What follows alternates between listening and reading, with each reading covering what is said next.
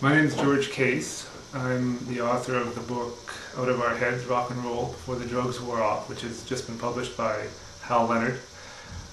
This is a book about the intersection of rock music with the drug culture during the 1960s and 1970s. It's partly about music and the musicians and the albums and the concerts. It's also about the generation that was sort of embracing the music and the substances at the same time, and how the rise and fall and the different substances that they took seemed to influence each other.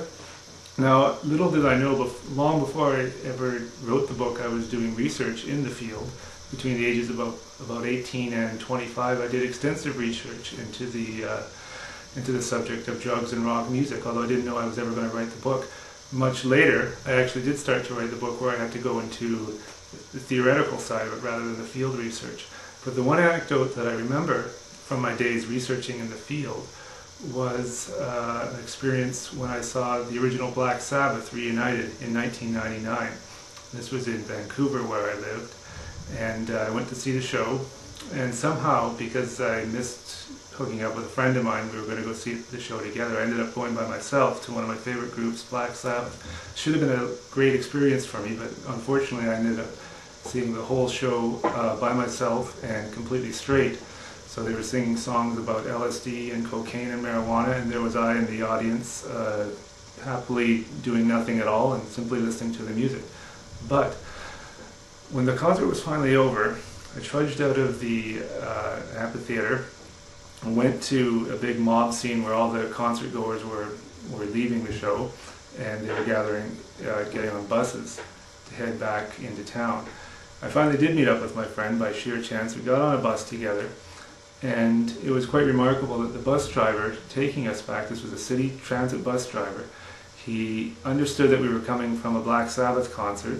A lot of people had been partying, and he very generously said to us, "I know you all have been having a good time, and you can still keep having a good time, but just don't open any bottles." So we understood what that meant, and suddenly throughout the bus, a whole battery of joints were lit up and passed back and forth among the rows. So we drove back into the city, and I heard a guy behind me go, "I've never hotboxed a bus before."